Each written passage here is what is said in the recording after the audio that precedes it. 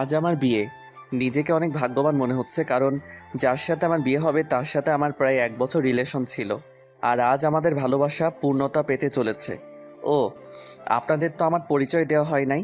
আমি আদনান সামিরাজ, মা বাবার একমাত্র ছেলে। আর আজ আমার বিয়ে। আমার যার সাথে বিয়ে হবে তার নাম ঈশা। আমরা একে অপরকে অনেক ভালোবাসি। কিছুক্ষণ পরে আমার বাবা আমার রুমে আসলো আর বলল, রাজ, তুই এখনো রেডি হওয়া বাদ দিয়ে বসে আছিস কেন? তাড়াতাড়ি রেডি হয়ে নে, সবাই তো অপেক্ষা করতেছে তোর জন্য। আব্বু তুমি যাও, আমি 2 মিনিটের মধ্যে আসছি। তারপর আব্বু চলে গেল আর আমি রেডি হওয়ার জন্য ওয়াশরুমে গেলাম। কিছুক্ষণ পর রেডি হয়ে নিচে নামলাম। তখন আমার আম্মু আমার কাছে এসে বলল, বাহ, আমার ছেলেকে তো অনেক হ্যান্ডসাম লাগছে।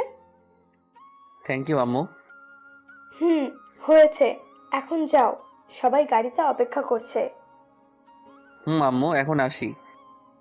আম্মুর কাছ থেকে বিদায় নিয়ে আমি গাড়িতে গিয়ে বসলাম। আর তখন আমার বন্ধুরা আমাকে নানানভাবে জ্বালাতে লাগলো। কিছুক্ষণ পরে আমি আমার শ্বশুরবাড়ি এসে পৌঁছালাম। শ্বশুরবাড়ির সবাই আমাকে অনেক আদরেই বরণ করে নিল। আমিও আমার বন্ধুরা সবাই বসে আছি, তখন আমার আব্বু আমার কাছে এসে বলল, রাজ, একটু এদিকে আই, তোর সাথে আমার কিছু কথা। জি আব্বু বলো। ঈশা অন্য ছেলের সাথে পালিয়েছে। এই কথা শোনার পর মনে হলো যেন কেউ সজোরে আমার বুকে আঘাত করলো। তাও আমি নিজেকে সামলে নিয়ে বললাম, কি বলছো এগুলা? ঈশা আমার সাথে এমন করতে পারে না। আমারও প্রথমে তাই মনে হয়েছিল, তারপর এটা দেখার পর বিশ্বাস করতে বাধ্য হলাম। আমি বাবার হাত থেকে চিঠিটা নিয়ে পড়তে শুরু করলাম। সেখানে লেখা ছিল, প্রিয় রাজ, পারলে আমায় ক্ষমা করে দিও। তোমার সাথে রিলেশন চলাকালীন আমি আরেকজনকে ভালোবেসে ফেলি, আর সে বাংলাদেশের সবচেয়ে বড় কোম্পানি আর কোম্পানির ম্যানেজার, আর তুমি শুধু একজন সাধারণ কর্মচারী। তাই আমি অনেক ভেবে এই সিদ্ধান্তই নিয়েছি যে আমি তোমার সাথে না, মেহেদের সাথেই বিয়ে করব। তাই আমাকে মাফ করে দিও। ইতি, ঈশা। আমি ঈশা চিঠিটা পড়ে হাসলাম আর ভাবতে থাকলাম যে মানুষ টাকার জন্য কত কিছুই না করতে পারে। ঠিক তখন এশার বাবা এসে আমার বাবাকে বলল, দেখুন, আমার মেয়ে যা করেছে তার জন্য আমরা অনেক লজ্জিত। তাই বলছিলাম, যদি আমার ছোট মেয়ে নিশিকে আপনার ছেলের সাথে যদি বিয়ে দিতেন। আমার ছেলেকে কি আপনার খেলনা মনে হয় যে যার তার সাথে ওর বিয়ে দিব? তখন আমি আমার বাবাকে বললাম যে আমি এই বিয়ে করতে রাজি, তাই যত তাড়াতাড়ি সম্ভব বিয়ের ব্যবস্থা করতে। এর কিছুক্ষণ পরে আমাদের বিয়ে হয়ে যায় আর আমার নতুন বউ নিয়ে বাসায় চলে আসি। বাসায় আসার পর আমি সোজা ছাদে চলে যাই আর ভাবতে থাকি আমার জীবনটা কেমন করে হঠাৎ করে বদলে গেল। কি হওয়ার ছিল আর কি হলো। না, এরকম করে চলা যাবে না। কিছুক্ষণ পরে দেখি আমার বাবা আমার পাশে দাঁড়িয়ে আছে আর আমাকে উদ্দেশ্য করে বলল, দেখ রাজ, যা হওয়ার তা হয়েই গেছে, এখন আর কিছু করার নাই। তাই বলছিলাম, তুই এখন ঘরে যা। আব্বু যাব। তার আগে তোমার সাথে আমার কিছু কথা আছে। এতে অনুমতি নেওয়ার কি আছে? যা বলতে চাস বল। আব্বু, আমি সবকিছুর দায়িত্ব বুঝে নিতে চাই। তুমি সবকিছুর ব্যবস্থা করো, আমি 2 দিন পরে সবকিছু শুরু করব। ও, এই কথা? তুই কিছু চিন্তা করিস না, আমি সবকিছুর ব্যবস্থা করছি। এখন তুই রুমে যা, বৌমা সেই অনেকক্ষণ ধরে অপেক্ষা করছে। তারপর আমি আমার রুমের দিকে এগোতে থাকি আর রুমের দরজার কাছে দাঁড়িয়ে ভাবতে থাকি ঢুকবো কি ঢুকবো না। তারপর কিছু না ভেবে ঢুকে পড়ি। আর ঢুকা মাত্র আমার শালিকা মানে আমার নতুন বউ আমায় সালাম করে। তখন আমি তাকে বলি, দেখো নিশি, তুমি তো জানো আমাদের বিয়েটা কিভাবে হয়েছে, তাই আমি চাই আগে আমরা একে অপরকে ভালোভাবে জানবো, তারপর নতুন জীবন শুরু করব। উত্তরে নিশি শুধু মাথা নাড়ালো। তাই বেশি কিছু না বলে নিশিকে বিছানায় আর আমি সোফায় শুয়ে পড়ি আর হারিয়ে যাই ঘুমের রাজ্যে। সকালে একটা মিষ্টি কণ্ঠে ঘুম ভাঙে। তখন আমি চোখ মেলে দেখি নিশি আমায় ডাকছে। আমি ওর দিকে তাকিয়ে নিজের চোখ সরাতে পারছি না, কারণ নিশি মাত্র শাওয়ার নিয়ে বের হলো আর ভেজা চুলে নিশিকে অসাধারণ লাগছে। তখন আবার নিশির কথাই বাস্তবে ফিরি। তাই আমি নিশিকে জিজ্ঞাসা করলাম, কি হয়েছে, এত ডাকছো কেন? নিচে সবাই নাস্তা করার জন্য ডাকছে, আপনাকে আর আমাকে, তাই। ও, তুমি একটু ওয়েট করো, আমি ফ্রেশ হয়ে আসছি। তারপর আমি ফ্রেশ হওয়ার জন্য ওয়াশরুমে যাই। আর যখন বের হই তখন নিশিকে দেখে ক্রাশ খাই, কারণ আমি বের হয়ে দেখি নিশি একটা নীল শাড়ি পরে আছে, তার সাথে হালকা সাজ। এমনিতেই আমার নীল কালার অনেক প্রিয়। আমি ভালো করে লক্ষ্য করে দেখলাম যে নিশি ভালোভাবে শাড়ি পরতে পারে নাই, কোনো রকম শুধু পেঁচিয়ে রেখেছে। এটা দেখে আমি জোরে হেসে দিলাম।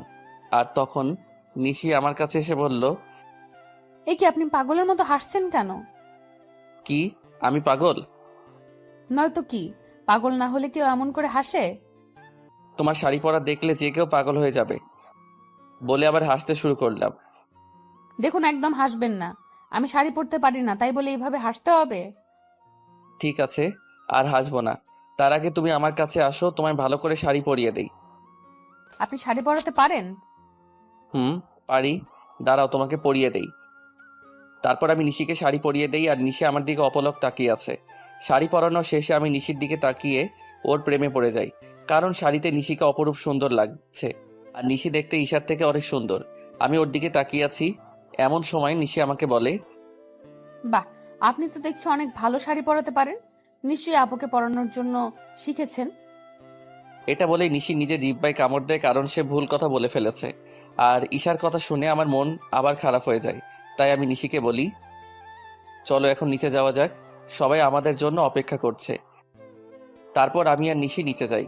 তখন সবাই আমাদের দিকে অবাক হয়ে তাকিয়ে থাকে, কারণ আমিও একটা নীল শেরওয়ানি পরেছি। তারপর আমি আর নিশি খাওয়ার টেবিলে পাশাপাশি বসি।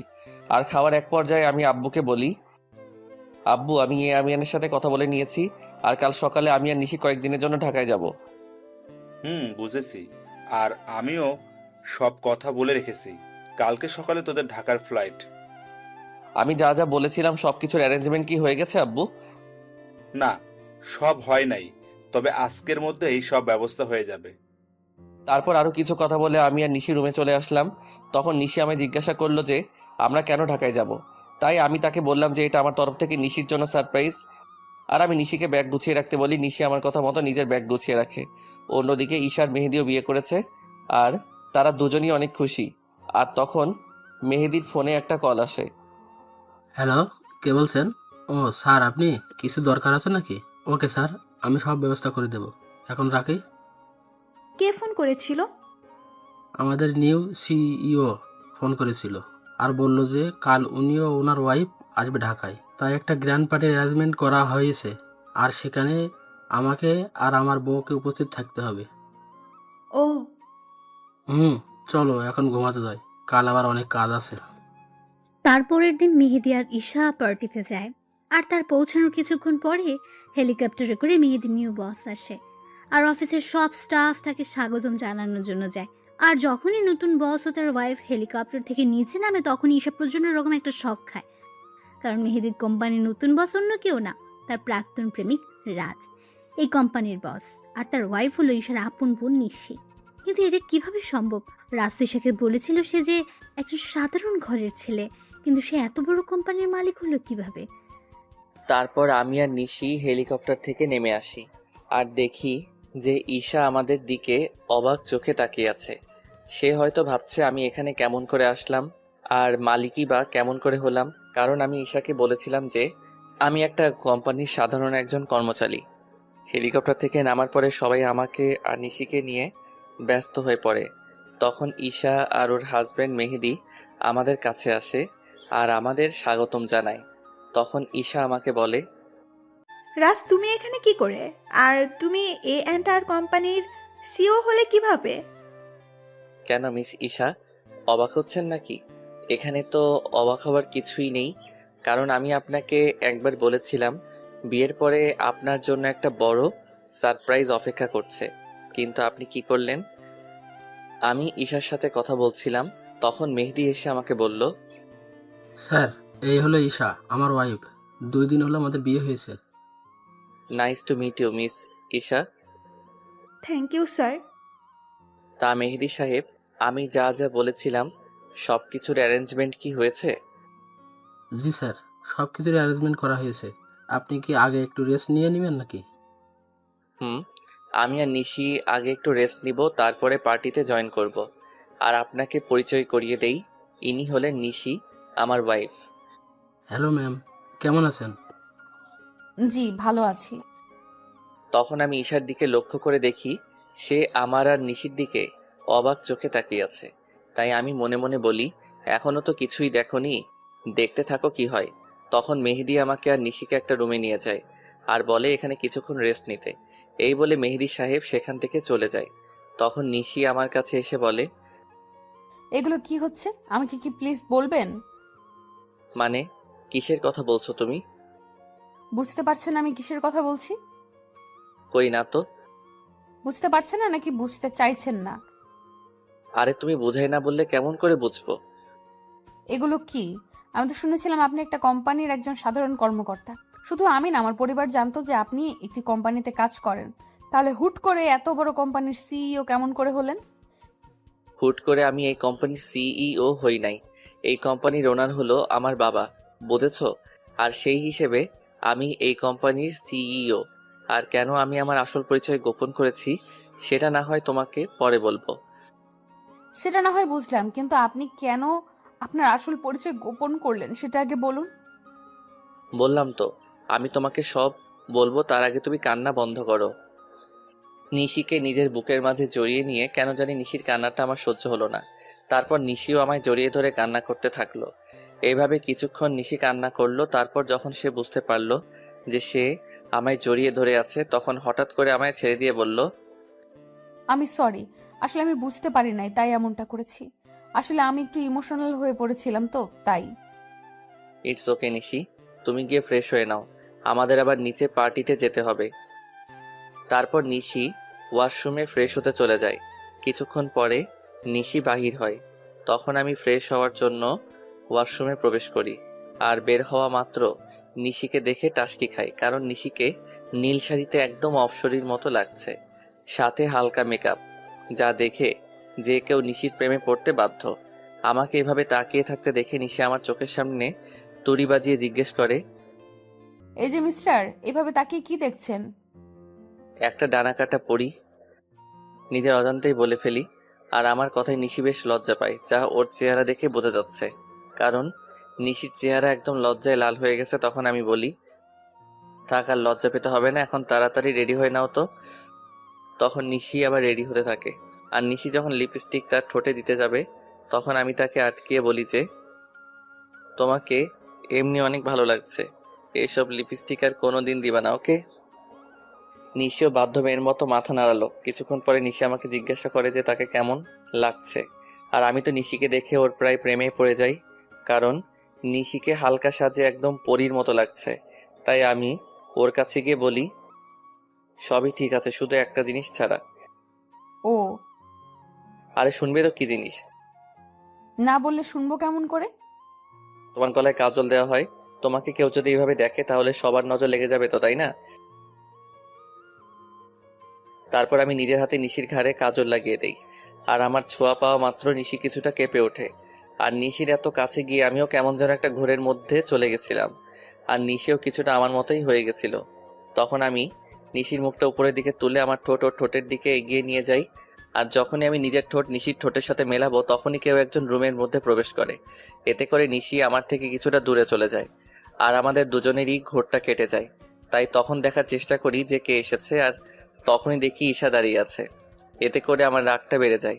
তাই আমি ঈশাকে গিয়ে বলি, আপনার কি একটু সাধারণ বুদ্ধিটুকু কি নেই যে একটা সদ্য বিবাহিত দম্পতির রুমে কোনো পারমিশন ছাড়া প্রবেশ করেছেন? আসলে আমি তো জানতাম না ভেতরে কি হচ্ছিল, আর তোমার রুমে ঢুকতে তো আগে কখনো পারমিশন লাগেনি তাই। ও প্লিজ, আগে কি হয়েছে না হয়েছে I just don't care, but now I am married, so next time knock করার রুমে ঢুকবেন, আন্ডারস্ট্যান্ড? Yes, I understand. কথাটা মনে থাকে যেন। আর কি জন্য এসেছেন সেটা কি জানতে পারি? আমি তোমার কাছে ক্ষমা চাইতে এসেছি, প্লিজ আমাকে মাফ করে দাও। আপনি কিসের জন্য ক্ষমা চাইছেন মিস ঈশা, সেটা কি জানতে পারি? তোমার সাথে করা অন্যায়গুলোর জন্য আমি ক্ষমা চাচ্ছি। আমি কিছু বলতে যাব, তখনই নিশি এসে বলে, আপু তুই যা করেছিস তা কত বড় অন্যায় সেটা কি তুই জানিস? জানি। তাহলে কোন মুখে তুই মাফ চাস সেটা আমাকে বল। নিশি, বোন আমার, তুই আমাকে ভুল বুঝিস না। আমি তো আমার ভুল বুঝতে পেরেছি, তাই তো আমি ক্ষমা চাইতে এসেছি। আপনি কোনো অন্যায় করেন নাই মিস ঈশা, অন্যায় তো করেছি আমি। আপনার মতো একজন প্রতারককে ভালোবেসেছিলাম, এটার চেয়ে বড় অন্যায় আর কি হতে পারে সেটা বলুন তো? আমি আরও কিছু বলতে যাব তার আগে আমার ফোনে একটা কল আসে। আমি কলটা রিসিভ করে নিশিকে বলি যে তাড়াতাড়ি রেডি হয়ে নিতে। আর ফোনটা করেছিল মেহেদি, মানে ঈশার হাজবেন্ড।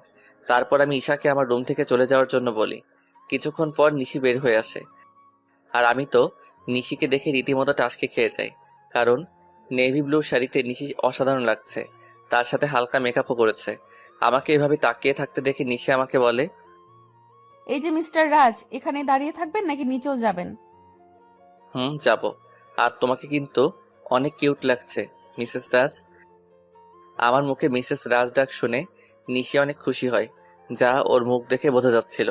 তখন আমি আবার নিশিকে বললাম, কি হলো, নিচে যাবে না নাকি? তারপর আমি আর নিশি দুজনে একসাথে নিচে যাই, আর সেখানে থাকা সবাই আমাদের স্বাগত জানায়। তারপর আমি নিশিকে একে একে সবার সাথে পরিচয় করিয়ে দেই, আর সবাই নিশিকে অনেক পছন্দ করে আর অনেক তারিফও করে। এগুলো দেখে ঈশা অনেকটা জেলাস ফিল করে, কারণ এগুলা ঈশা পাওয়ার কথা ছিল, কিন্তু তার লোভের কারণে সে সব কিছু হারিয়েছে। পার্টি শেষ হওয়ার পরে আমি আর নিশি নিজেদের রুমে চলে আসি। আর রুমে আসার পরে নিশি আমাকে বলে, আপনাকে একটা কথা জিজ্ঞেস করার ছিল, যদি কিছু মনে না করেন তাহলে করব। বলো, তোমার কি বলার আছে? আপনার আর আপুর পরিচয় হলো কিভাবে, এটাই জানতে চাচ্ছিলাম। যদি না বলতে চান তাহলে থাক, বলা লাগবে না। বুঝলাম, তাহলে শুনো। তারপর আমি বলতে শুরু করলাম, আমি তখন সবেমাত্র লেখাপড়া শেষ করে দেশে ফিরেছি। তো একদিন আমিও আমার বন্ধুরা মিলে প্ল্যান করলাম কোথাও ঘুরতে যাব, কিন্তু সেটা দেশের ভিতরেই। তাই সবাই মিলে ঠিক করলাম যে সিলেটে যাব। তো সবাই মিলে বেরিয়ে পড়লাম সিলেটের উদ্দেশ্যে। সব ফ্রেন্ড একসাথে যাব, তাই বাসে করে যাচ্ছিলাম, কিন্তু বাসে উঠে বাধে এক বিপত্তি। আমার সব ফ্রেন্ডের সিট এক জায়গায় পড়েছিল, আর আমার সিট পড়েছিল এক মেয়ের সাথে। তাই কিছু করার না থাকায় বাধ্য হয়ে সিটে বসে পড়ি। কিছুক্ষণ পরে যখন মেয়েটি আসে, আমি তার দিকে তাকিয়ে রীতিমতো টাসকি খাই, কারণ এত সুন্দরী মেয়ে আমি এর আগে কখনো দেখি নাই। মেয়েটির পরনে ছিল একটা নেভি ব্লু লং 3 পিস, তার সাথে ম্যাচিং জুয়েলারি, সাথে হালকা সাজ। দেখে মনে হচ্ছিল জান্নাতের অপ্সরী। আমি তার দিকে এক ধ্যানে তাকিয়েছিলাম। আমার এইভাবে তাকানো দেখে মেয়েটি বলে ওঠে, এই যে মিস্টার, দেখা শেষ হইলে আমাকে বসার জায়গাটা দিন। মেয়েটির এমন কথায় আমি কিছুটা লজ্জা বোধ করি, তাই আর কিছু না বলে ওনাকে বসার জায়গাটা দিয়ে দেই। কিছুক্ষণ পরে বাস ছেড়ে দেয়। মেয়েটি কিছুক্ষণ পরে আমায় জিজ্ঞাসা করে, হাই, আমি ঈশা, আপনার নামটা কি জানতে পারি? আমি রাজ। বাহ, চেহারার সাথে নামেরও মিল আছে। সিলেট যাচ্ছেন নিশ্চয়? আপনি কেমন করে জানলেন? শালার এমন আবাল তো জীবনেও দেখি নাই। সিলেটের বাসে করে মানুষ অন্য কোথাও কি যাইতে পারে বলেন তো? এইটা আপনি বুঝবেন না মিস্টার। ও। হুম তখন আমি তাকে বললাম যে আপনি কি একাই যাচ্ছেন নাকি? উত্তরে সে বলল, একা কেন যাব? আমার সাথে তো আপনি আছেন, তাই না? আপনি যদি চান তাহলে সত্যি যেতে পারি। কিছু বললেন? কই না তো। ও, আমি মনে করছিলাম হয়তো কিছু বললেন। না, আমি তো কিছুই বলি নাই। তা সিলেটে কোথায় যাচ্ছেন? এই তো ফ্রেন্ডের সাথে ঘুরতে যাইতেছি। আর আপনি? আমিও তো ফ্রেন্ডদের সাথেই যাচ্ছি। আপনি কি স্টুডেন্ট নাকি জব টপ করেন? আমি হলাম, না আসল পরিচয়টা দেওয়া যাবে না। আপনি হলেন কি? আমি একটা সফটওয়্যার কোম্পানিতে জব করি। ও, তারপর ঈশার সাথে আরও অনেক কথা হলো। তখন জানতে পারলাম সে অনার্স 2য় বর্ষের ছাত্রী। এইভাবে আমাদের পরিচয় হয়। তারপর পরিচয় থেকে ভালোবাসা।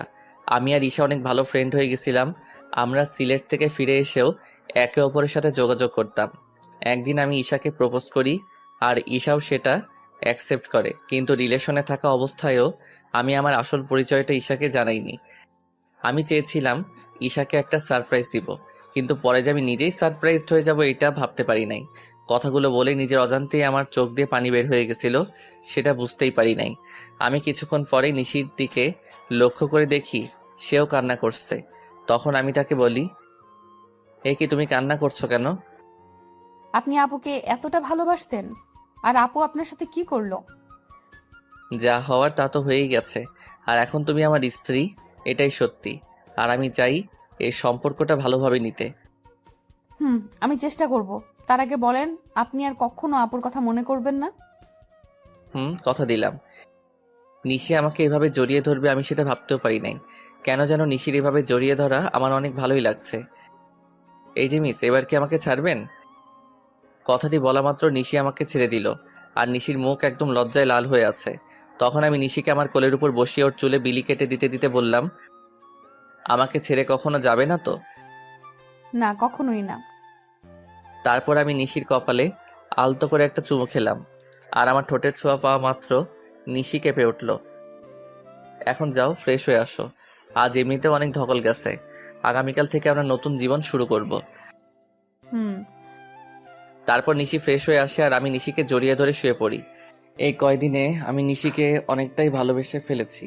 পরের দিন সকালবেলা নিশির আগে ঘুম ভেঙে যায়। আমি ঘুম থেকে উঠে যখন বসতে যাব তখন দেখি নিশি আমার বুকের মাঝে শুয়ে আছে। আর নিশির ঘুমন্ত চেহারাটা অনেক সুন্দর লাগছে। হয়তো সব মেয়েদের ঘুমন্ত চেহারা একরকম হয়, কিন্তু নিশির মতো কারো হয় না। তখন আমি খেয়াল করে দেখি নিশির মুখের উপর কিছুটা চুল এসে পড়েছে, যার কারণে তার ঘুমের সমস্যা হচ্ছে। তাই আমি নিশির মুখের উপর থেকে চুলগুলো সরিয়ে কানের সাথে গুজে দেই। তখনই আমার চোখ আটকে যায় নিশির গোলাপি ঠোঁটের উপর। আমি নিজের অজান্তেই নিশির ঠোঁটে চুমু দিয়ে বসি, আর তখনই নিশি জেগে যায়। আমাকে ওর এত কাছে দেখে নিশি কিছুটা ঘাবড়ে যায়, আর আমি ওকে কিস করেছি এটা বুঝতে পেরে নিশি লজ্জা পেয়ে আমার বুকের মাঝে মুখ লুকিয়ে ফেলে। তখন আমি নিশিকে বলি, এই কি হলো তোমার, আর এমন কেন করছো? আমার মনে হয় লজ্জা করে না। বাবা, এখন এত লজ্জা, তাহলে রাতে যা হবে তখন কি করবা? চা ফাজিল কোথাকার, মুখে কিচ্ছু আটকায় না। নিশি জানো, তোমার ঠোঁটের স্বাদ কিন্তু সেই রকম। চা দুষ্টু। এই বলে ওয়াশরুমে পালালো। আর আমি বসে বসে ভাবতে লাগলাম, পাগলিটা এই কয়দিনে আমাকে অনেক ভালোবেসে ফেলেছে, আর আমিও ওকে অনেক ভালোবেসে ফেলেছি। কিছুক্ষণ পরে নিশি ওয়াশরুম থেকে বাহির হলো, আর আমি ফ্রেশ হতে চলে গেলাম। আমি ফ্রেশ হয়ে এসে দেখি নিশি চুল মুছছে।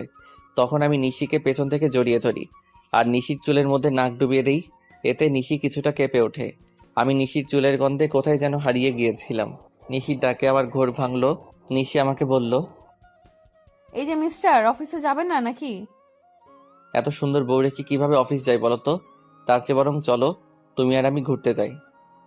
সত্যি বলছেন? না, মিথ্যা বলছি। আমার কথা শুনে নিশির হাসি মাখা মুখ নিমিষে গায়েব হয়ে গেল। তখন আমি বললাম, থাকার ঢং করতে হবে না, তাড়াতাড়ি গিয়ে রেডি হয়ে আসুন। আপনি অনেক কিউট। বলে আমাকে কিস করে এক দৌড়ে পালালো। আমি তখন মনে মনে বললাম, পাগলি একটা। কিছুক্ষণ পরে নিশি নেভি ব্লু শাড়ি পরে বের হলো, আর সাথে হালকা সাজ। এতে নিশিকে আরো বেশি সুন্দরী লাগছিল। তারপর নিশি আমার কাছে এসে বলে, চলুন, আমি রেডি। চলো। তারপর আমি ম্যানেজারকে ফোন দিয়ে আসতে বলি। ম্যানেজার মানে ঈশার হাজবেন্ড। কিছুক্ষণ পরে ঈশা ও তার হাজবেন্ড আসে, আর আমাকে বলে, স্যার, আপনি যা যা বলেছিলেন সব রেডি। ধন্যবাদ মেহেদি সাহেব।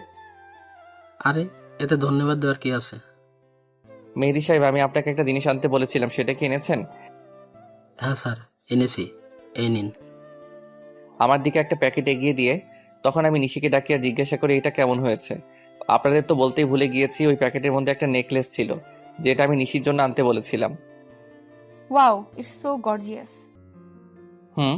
এবার পড়ুন দেখি। এটা আমার জন্য। এবার পড়ুন তো। না, আমাকে পরিয়ে দিন। তো কি আর করার, সবার সামনে আমি নিশিকে নেকলেসটা পরিয়ে দিলাম। পরানোর পর ঈশার দিকে তাকিয়ে দেখি সে কেমন করে যেন তাকিয়ে আছে নিশির দিকে। হয়তো সে এটা ভাবছে যে যা ওর পাওয়ার কথা ছিল সেটা তার ছোট বোন পাইতেছে। তারপর আমি আর নিশি ঘুরতে বাহির হলাম। সারাদিন ঘোরাঘুরি করে যখন নদীর ধারে গিয়ে বসলাম, তখন নিশি বলল যে সে ফুচকা খাবে। অনেক বোঝানোর পরেও কোনো লাভ হইল না, তাই তাকে ফুচকা খেতে নিয়ে গেলাম। আর আমি নিশির ফুচকা খাওয়া দেখে অবাক না হয়ে পারলাম না। মেয়েরা এত ফুচকা কিভাবে খেতে পারে সেটা আল্লাহই ভালো জানে। প্রায় অনেক রাত হয়ে যায় বাসায় ফিরতে। তারপর বাসায় ফিরে আমি ওয়াশরুমে চলে যাই ফ্রেশ হতে। আমি বের হওয়ার পরে নিশি ঢুকে। কিছুক্ষণ পরে নিশি বাহির হয়। তখন আমি নিশিকে গিয়ে পেছন থেকে জড়িয়ে ধরি আর বলি, সকালে কি বলেছিলাম মনে আছে? নিশি উত্তরে শুধু মাথা নাড়ালো। তাহলে শুরু করা যাক। আমি কি নিষেধ করেছি নাকি? আমি নিশির সাই পেয়ে ওকে কোলে তুলে নেই আর বিছানায় গিয়ে রাখি। তারপর আমি নিশির গলায় আস্তে করে কয়েকটা কিস করি। এতে নিশির নিঃশ্বাস আস্তে আস্তে ঘন হতে থাকে। তারপর আমরা দুজন হারিয়ে যাই ভালোবাসার অতলে। আর কিছু কমনার লজ্জা লাগে। পরের দিন সকালে নিশির ডাকে আমার ঘুম ভাঙে। নিশি মাত্র গোসল করে এসেছে। আর ওকে দেখতেও অসাধারণ লাগছে। তাই আমি নিশিকে একটানে আমার বুকের উপর নিয়ে আসি। তখন নিশি বলে, সারা রাত দুষ্টুমি করেও হয় নাই, এখন আবার শুরু করেছেন? তাড়াতাড়ি রেডি হয়ে অফিস যান। ওকে বাবা, আমি যাইতেছি।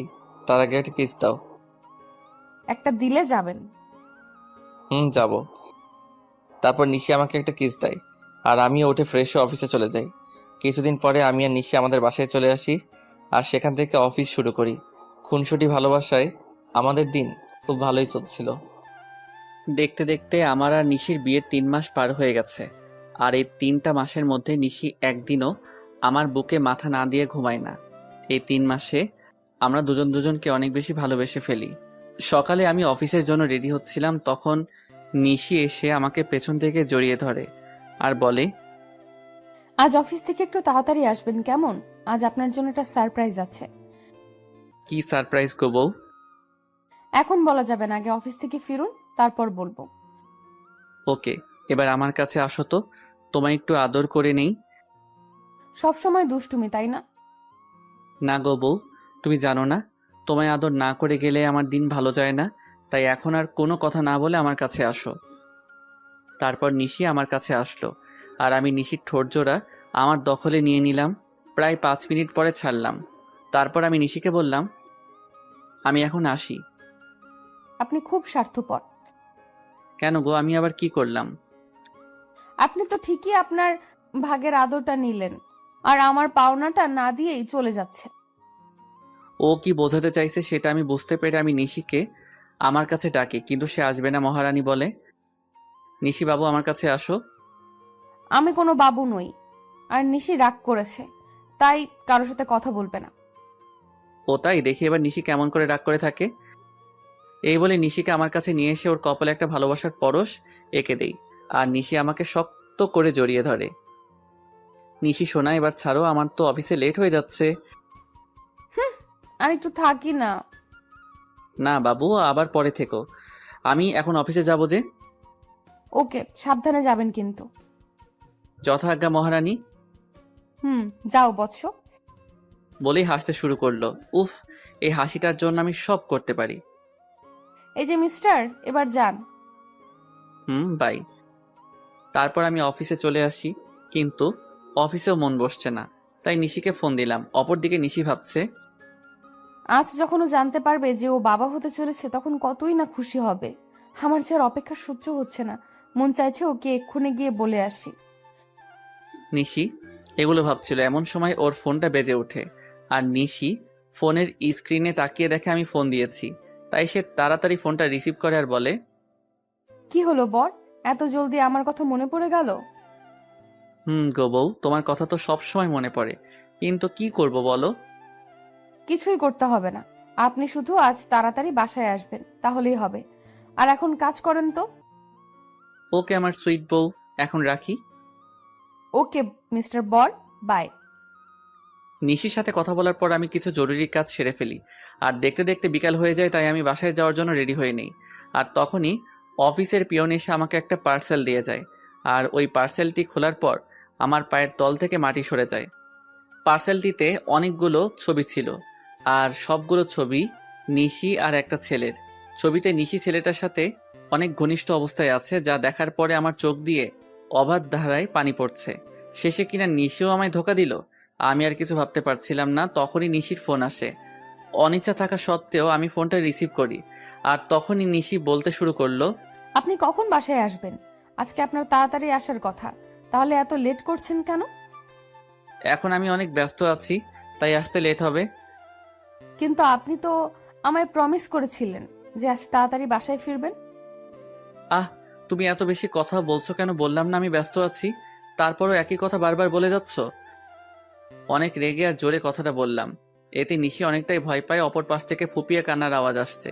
অন্য সময় হলে হয়তো আমি ওকে সান্ত্বনা দিতাম, কিন্তু এখন ওর কথা ভাবতেও আমার অসহ্য লাগছে। আচ্ছা ঠিক আছে, কিন্তু আরও কিছু বলতে যাবে তার আগে আমি ফোনটা কেটে দেই। ফোন রেখে আমি চেয়ারে বসে পড়ি আর তখনই আমার চোখ যায় ছবিগুলোর দিকে, কারণ ছবির অপর পাশে একটা নম্বর লেখা ছিল। তাই আমি ওই নম্বরে ফোন দেই আর ফোনটা রিসিভ করে একজন ছেলে। সে ফোনটি ধরে বলতে শুরু করে, আরে মিস্টার রাজ, এত তাড়াতাড়ি ফোন করলেন যে? কে আপনি? আর আমাকে কেমন করে চিনলেন? আমি কে সেটা না হয় দেখা করেই আপনাকে বলবো। আমি কোনো অচেনা লোকের সাথে দেখা করি না। আমি সেটা জানি মিস্টার রাজ, তাই তো বলছিলাম যদি ছবিগুলোর ব্যাপারে জানতে চান তাহলে আমার সাথে দেখা করুন। আমি কি করব বুঝতে পারছি না। আমাকে তো জানতেই হবে এই ছবির ছেলেটাকে, আর নিশির সাথেই বা তার কি সম্পর্ক। তাই আমি সেই লোকটির সাথে দেখা করার জন্য রাজি হয়ে যাই, আর সেই লোকটি আমাকে একটা ঠিকানা দেয়। তাই আমি দেরি না করে বেরিয়ে পড়ি, আর কিছুক্ষণের মধ্যে সেখানে পৌঁছে যাই। সেখানে পৌঁছানো মাত্র আমি লোকটিকে ফোন দিই, কিন্তু লোকটি ফোন ধরছে না। আমি বেশ কয়েকবার ফোন দিই, কিন্তু প্রতিবারই ব্যর্থ হই। আমি প্রায় ঘন্টাখানিক ধরে অপেক্ষা করছিলাম। তখন কেউ একজন বলে উঠল। অপেক্ষা করার জন্য ধন্যবাদ। আমি পিছনে তাকিয়ে দেখি লোকটি আর কেউ নয়, নিশির সাথে যার ছবি দেখেছিলাম এটিই সেই লোক। তবু আমি মাথা ঠান্ডা রাখার চেষ্টা করে বলি, আমাকে এখানে ডাকার কারণ কি, আর আপনি বা কে? আমি জাহিদ রহমান। আমি আর নিশি একে অপরকে অনেক ভালোবাসি, সেটা বলার জন্যই আপনাকে ডেকেছি। লোকটির কথা শুনে আমার মাথা গরম হয়ে গেল, তাই আমি রাগের মাথায় লোকটিকে মারতে শুরু করলাম। একসময় আমি একাই থেমে যাই আর তাকে বলি, আপনি যেটা বলছেন সেটা সত্যি? এটা আমি কিভাবে বিলিভ করব? সেজন্যই তো আমি আপনাকে ছবিগুলো পাঠিয়েছি, আর এখন বিলিভ করা আর না করা সেটা আপনার ব্যাপার। আমি কি বলবো কিছু ভেবে পাচ্ছিলাম না, কারণ ছবিতে নিশি আর সাজিদকেই দেখা যাচ্ছে।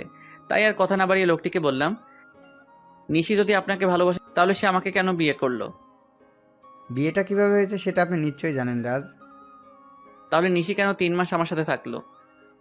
সেটার কারণ আছে, আর কারণটা হলো আপনার সম্পত্তি।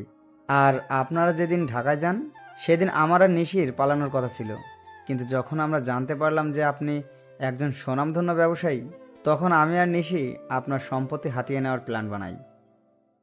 লোকটির কথা শুনে আমার কষ্টের মাত্রাটা আরো বেড়ে গেল, কারণ প্রথমে টাকার জন্য ঈশা আমার সাথে বেইমানি করলো, আর এখন আমি যাকে সবচেয়ে বেশি ভালোবাসি সেও আমার সাথে। না, আর কিছু ভাবতে পারছি না। তাই আমি হোটেল থেকে বের হয়ে আসি, আর আমার উকিলকে ফোন দিয়ে ডিভোর্স পেপার তৈরি করতে বলি। তাই মাত্র 1 ঘন্টার মধ্যে উকিলের কাছ থেকে ফিরতে ফিরতে প্রায় রাত 1টা বেজে যায়। তাই আমি বাসার কাউকে বিরক্ত না করে আমার কাছে যে চাবি ছিল সেটা দিয়ে দরজা খুলে ভিতরে যাই, আর ভিতরে গিয়ে দেখি নিশি বসে বসে ফুপিয়ে ফুপিয়ে কান্না করছে। যেখানে আমার কষ্ট হওয়ার কথা সেখানে আমার প্রচুর রাগ হচ্ছে। তখন আমি নিশির কাছে গিয়ে বলি, বাহ, অভিনয় তো খুব ভালোই করতে জানো দেখছি। আমার এরকম আচমকা কথা শুনে নিশি কিছুটা ভয় পেয়ে যায়। পরে সে নিজেকে সামনে নিয়ে বলে, মানে আপনি কি বলতে চাইছেন? আমি কি বলতে চাইছি সেটা বুঝতে পারছো না, নাকি বোঝার চেষ্টা করছো না? কি বলছেন এসব? আমি তো কিছুই বুঝতে পারছি না। Enough is enough Nishi, and don't touch me. Please Raj, tell me what's happened with you. Please tell me. আর কত অভিনয় করবে নিশি, আর কত? আমি অভিনয় করছি। হ্যাঁ, তুমি অভিনয় করছো, তার প্রমাণ এগুলো। নিশি ছবিগুলো দেখে আরো কান্না শুরু করে দিল, আর আমাকে এসে জড়িয়ে ধরলো। কিন্তু আমি এবার রাগ কন্ট্রোল করতে না পেরে নিশিকে সজোরে একটা চড় মারি। এই প্রথম আমি ওর গায়ে হাত তুললাম। তোকে না বললাম তুই আমাকে ছবি না, তাও কেন আমাকে ছোঁয়ার চেষ্টা করছিস? আর এই নে, তুই যার জন্য এত অভিনয় করেছিস, আমার সমস্ত সম্পত্তি আমি তোর নামে লিখে দিয়েছি, আর আমাকে মুক্তি দে। তারপর আমি ওর দিকে ডিভোর্স পেপারটা আর সম্পত্তির পেপার এগিয়ে দেই। তখন নিশি বলে, বেশ, আপনি যখন আমার থেকে মুক্তি চান তবে তাই হোক। এই বলে নিশি ডিভোর্স পেপারে সাইন করে দেয়। আর শুনুন মিস্টার রাজ, আপনার সম্পত্তির আমার কোনো প্রয়োজন নেই, তাই এগুলো আপনার সাথেই রাখুন। কথাগুলো বলে নিশি কান্না করতে করতে বাড়ি থেকে বের হয়ে গেল। আমার অনেক ইচ্ছা হচ্ছিল ওকে আটকাবার, কিন্তু সেই অধিকার আর আমার নেই। এখন নিশিকে ছাড়াই আমাকে থাকতে হবে। নিশি আমায় ছেড়ে গেছে প্রায় 1 বছর হলো। এই 1 বছরে এমন কোনো রাত নেই যে রাতে আমি নিশির জন্য চোখের জল ফেলি নাই, কিন্তু এই 1 বছরে আমি নিশির কোনো খোঁজ করি নাই। হয়তো রাগের বশে এই 1 বছরে আমি কারোর সাথে ভালো করে কথা বলি নাই। সারাদিন অফিসের কাজে নিজেকে ব্যস্ত রেখেছি, আর রাতে নিশির সাথে কাটানো মুহূর্তগুলো ভেবে কষ্ট পেয়েছি। প্রতিদিনের মতো আজ সকালে অফিস যাচ্ছিলাম, তখন আম্মু এসে আমায় বলল, বাবা রাজ, আর কতদিন নিজেকে এভাবে কষ্ট দিবি বল? যার জন্য এত কষ্ট পাচ্ছিস সে কি 1 বছরে একবারও তোর খবর নিয়েছে? আম্মু এত ঘুরিয়ে পেঁচিয়ে কথা না বলে কি বলতে চাও সেটা বলো তো। বলছিলাম কি, তুই একবার একটা বিয়ে করে নে, আর কত নিজেকে কষ্টের মাঝে রাখবি বল? আমি তোমায় আগেও বলেছি আর এখনো বলছি, আমি কোনো বিয়ে করতে পারবো না। তোকে বিয়ে করতেই হবে, তুই আর বিয়েতে অমত করবি না। কিন্তু আম্মু। আর কোনো কিন্তু নয়। আচ্ছা ঠিক আছে, তুমি যখন বলছো তখন তাই হোক, কিন্তু আমাকে এসবের মধ্যে টানবে না। আর বিয়েটা যাতে একদম সাধারণভাবে হয়। আসলে আমি আব্বু আম্মুর মুখের দিকে তাকিয়ে বিয়েতে রাজি হলাম, কারণ এই 1 বছর আম্মু অনেক কষ্ট পেয়েছে। আচ্ছা, তুই যা বলবি তাই হবে। ওকে, আমি এখন আসি। তারপর আমি অফিসে চলে আসি, কারণ আজ অফিসে নতুন বিয়ে নেওয়া হবে। তারপর আমি অফিসে চলে আসি। May I coming sir? Yes, coming. Sir, আপনার বিয়ের জন্য 3 জনকে সিলেক্ট করা হয়েছে, যদি আপনি একবার দেখে নিতেন। অবশ্যই দিন, আমি দেখতেছি। আমি ফাইলগুলো চেক করছিলাম, এমন সময় আমার চোখ আটকে গেল একটা ফাইলে। তাই আমি ম্যানেজারকে বললাম, ম্যানেজার সাহেব, এই মেয়েটিকে নিন, আর তার আগে কন্ট্রাক্ট পেপার সাইন করিয়ে নেবেন। ওকে, আই টেক লিভ নাও।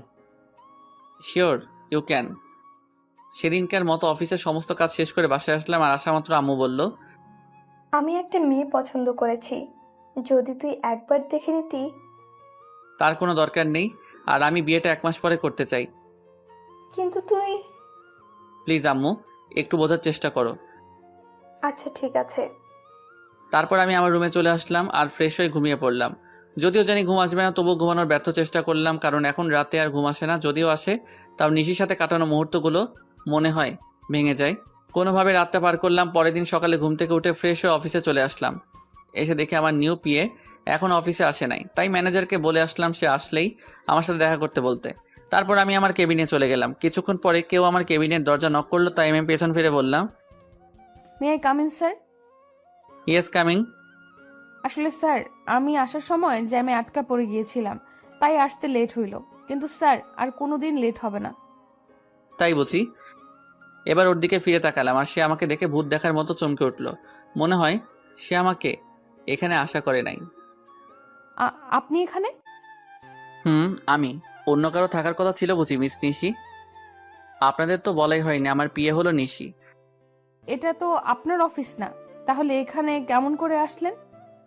আপনার বোধহয় কোথাও ভুল হচ্ছে, কারণ এই অফিসের ওনার আমি। হয়তো বা হতে পারে, তবে আমি এই অফিসে জব করতে পারবো না। কথাগুলো বলেই নিশি চলে যাচ্ছিল, তাই আমি ওকে থামিয়ে বলি, excuse miss Nishi, without my permission আপনি যেতে পারবেন না। What the hell are you talking? আমি ঠিক কথাই বলছি। আর এইটা দেখুন, 2 বছরের আগে আপনি এই কোম্পানি ছাড়তে পারবেন না, আর যদিও ছাড়তে চান তাহলে আমার পারমিশন নিতে হবে। কিন্তু আমি এই মুহূর্তে আপনাকে পারমিশন দিচ্ছি না। সো আপনি এখন যেতে পারেন, প্রয়োজন পড়লে আমি আপনাকে ডেকে নিব। Okay sir. তারপর নিশি ওর কেবিনে চলে যায়। আমার আর ওর কেবিন প্রায় পাশাপাশি, তাই আমি ওকে দেখতে পারছিলাম। অন্যদিকে নিশি নিজের কেবিনে এসে ভাবে, কেন যে সেদিন সাইন করার আগে কন্ট্রাক্ট পেপারটা ভালো করে পড়ে নিলাম না, আর উনি কেন আবার আমার সামনে আসলেন? ভালোই তো ছিলাম এই 1 বছর ওনাকে ছাড়া। এমন সময় নিশির ফোনে কল আসে, আর ফোনটা ধরা মাত্র নিশি কিছুটা বিচলিত হয়ে যায়। ফোনের ওপাশ থেকে কেউ কিছু হয়তো বলল। আমি বসে আমার কাজ করছিলাম। এমন সময় নিশি আমার কেবিনে আসে আর বলে, স্যার, একটা কথা বলার ছিল। নিশির মুখে স্যার ডাক শুনে বুকের মধ্যে কেমন মোচড় দিয়ে উঠল। বলেন। আসলে স্যার, আজকে আমায় একটু তাড়াতাড়ি ছুটি দিবেন প্লিজ। কেন, ছুটি কি করবেন? আসলে বাসায় একটু প্রয়োজনীয় কাজ আছে, তাই। কি প্রয়োজনীয় কাজ শুনি? আসলে স্যার। নিশি কিছু লুকাতে চাইছিল আমার কারণে, সে বলে উঠল, স্যার, বাসায় আমার বাচ্চা অসুস্থ হয়ে গেছে, তাই আমার ছুটির প্রয়োজন। এখন ছুটি দেওয়া না দেওয়া সেটা আপনার ব্যাপার, কারণ আপনি এখানকার বস, আপনি চাইলেই সব করতে পারেন। নিশি মুখে বাচ্চার কথা শুনে আমার চারপাশটা কেমন যেন অন্ধকার হয়ে আসছিল।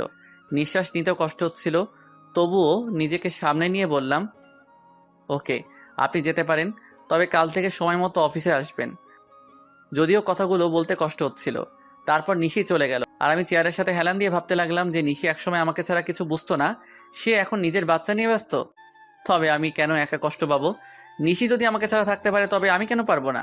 এসব ছাইপাশ ভাবতে ভাবতেই বিকাল হয়ে যায়, তাই আমি আর বেশি না ভেবে অফিস থেকে বেরিয়ে পড়ি আর সোজা বাসায় চলে আসি।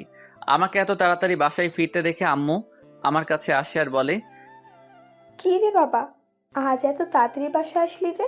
শরীর ঠিক আছে তো? বেশ বিচলিত হয়ে, কারণ নিশি যাওয়ার পর থেকে আমি অনেক রাত করে বাসায় ফিরি।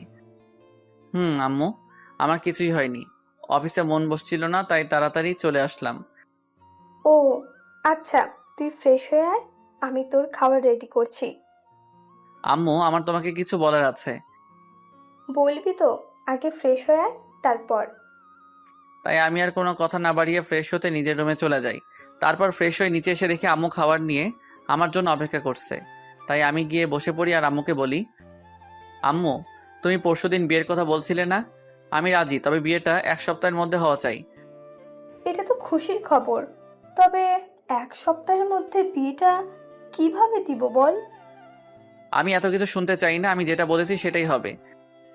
আচ্ছা, তুই যখন চাচ্ছিস তখন তাই হবে। তারপর আমি খাওয়া দাওয়া করে নিজের রুমে চলে আসি। আর আজ কেন জানি কষ্টটা একটু বেশি হচ্ছে, হয়তো এই কষ্টটা নিশির জন্যই হচ্ছে। কিন্তু এখন আর কিছুই করার নেই, কারণ নিশি তার পরিবার নিয়ে ব্যস্ত আছে। না, আর কষ্ট পেলে চলবে না। তারপর কখন যে ঘুমিয়ে পড়েছি বুঝতেই পারি নাই। পরের দিন সকালে রেডি হয়ে খাবার টেবিলে বসেছিলাম, এমন সময় আম্মু এসে বলল, আমি মেয়ের বাবার সাথে কথা বলেছি, তারা বলল যে তাদের কোনো সমস্যা নেই, তবে তুই যদি একবার মেয়ের সাথে দেখা করে নিতি তাহলে। দেখো আম্মু, আমি তোমায় আগেও বলেছি যে এই বিয়েটা আমি শুধু তোমার কথাই করেছি, তাই আমাকে আর এর মধ্যে জড়িও না। আচ্ছা ঠিক আছে, তাহলে আজ থেকেই বিয়ের অ্যারেঞ্জমেন্ট শুরু করতে হবে, কারণ হাতে তো আর বেশি সময় নেই। তোমরা যা বুঝো তাই করো, আমি এখন অফিসে গেলাম। তারপর আমি অফিসে চলে আসি। অফিসে আসা মাত্র সবাই আমাকে কংগ্রেস জানাতে থাকে। মনে হয় আম্মুই বিয়ের ব্যাপারে সবাইকে জানিয়েছে, তাই আমি আর কিছু না ভেবে নিজের কেবিনে চলে আসি। আর এদিকে অফিসের সবাই মিষ্টি খাচ্ছে। আমার বিয়ে উপলক্ষে এমন সময় নিশি অফিসে আসে আর আমার এক স্টাফ নিশিকে মিষ্টি খাওয়াই দেয়। তাই নিশি বলে, আরে আগে বলবে তো এটা কিসের মিষ্টি? আমাদের স্যারের বিয়ে ঠিক হয়েছে তাই, আর বিয়েটা সামনের সপ্তাহেই হবে। আমার বিয়ের কথা শুনে নিশির পুরো পৃথিবীটাই যেন উল্টে যায়। তার ইচ্ছে করছিল কান্না করতে, কিন্তু সবার সামনে সে কান্না করতে পারছিল না। তাই সে বলল, ও, এ তো অনেক খুশির খবর। এ কি নিশি, তুমি কান্না করছো নাকি? তোমার চোখে পানি কেন? কই, কান্না করব কেন? আসলে চোখে কি যেন একটা পড়েছে। নিশি ওয়াশরুমে যাওয়ার বাহানায় সেখান থেকে চলে আসে আর ওয়াশরুমে গিয়ে কান্না শুরু করে আর বলতে থাকে, কি এমন অন্যায় করেছিলাম যার জন্য আমি আমার ছেলে এত শাস্তি পাচ্ছি? এখন তো আমার ছেলে বাবা থাকতেও অনাথ। এমন সময় নিশির ফোন বেজে ওঠে আর সে ফোনের দিকে তাকিয়ে দেখে বাসা থেকে বুয়া ফোন করেছে। তখন নিশি তার চোখের পানি মুছে নিয়ে ফোনটা পিক করে। তখন বুয়া বলতে শুরু করে, ম্যাডাম, মেহমেদ বাবুর তো জ্বর আরো বেড়েছে। আমি কি করব কিছুই বুঝতে পারছি না। মেহমেদ রাজ ও নিশির ভালোবাসার অংশ, যা রাজ জানে না। সে মনে করে নিশি অন্য কাউকে বিয়ে করেছে। তুমি বাবুকে একটু ঘুম পাড়ানোর চেষ্টা করো, আমি কিছুক্ষণ পরে আসছি। নিশি তার বুয়ার সাথে কথা বলছিল। এমন সময় আমি নিশিকে ডেকে পাঠাই। তখন নিশি এসে বলে, may I come in sir? Yeah coming. Sir আমায় ডেকেছিলেন? তুমি মনে হয় স্টাফদের কাছ থেকে শুনেছ, তবু তোমায় বলছি, নেক্সট উইক আমার বিয়ে। স্যার, শুনেছি। কথাটি বলার সময় নিশির গলাটা ধরে আসছিল আর ওর চোখের কোণায় পানিও জমতে শুরু করেছিল, যা আমার চোখ এড়ায় নাই। আমি চাচ্ছি আমার বিয়ের সকল অ্যারেঞ্জমেন্ট তুমি করো, যদি তোমার আপত্তি না থাকে। না স্যার, আমার কোনো আপত্তি নেই। আর আমি তো আপনার পিএ, এগুলো করা আমার কর্তব্য।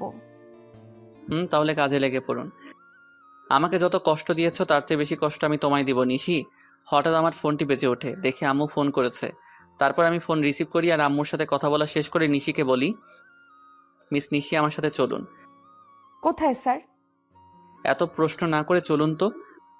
তারপর আমি আর নিশি অফিস থেকে বেরিয়ে আমার গাড়িতে গিয়ে বসি, আর তখন দেখি নিশি পেছনের সিটে গিয়ে বসছে। তাই আমি তাকে বলি, আমাকে দেখে কি আপনার ড্রাইভার মনে হয় নাকি? তা কেন মনে হবে? তাহলে তুমি পিছনে কেন বসছো? তারপর নিশি সামনের সিটে এসে বসলো আর আমি গাড়ি ড্রাইভ করা শুরু করলাম। কিছুক্ষণ পরে গাড়ি একটা রেস্টুরেন্টের পাশে দাঁড় করালাম আর নিশিকে বললাম, চলো ভেতরে। আমরা এখানে কেন আসলাম? আমি ওর প্রশ্নের জবাব না দিয়ে ভেতরে ঢুকে গেলাম আর পেছন ফিরে দেখি নিশিও আসছে।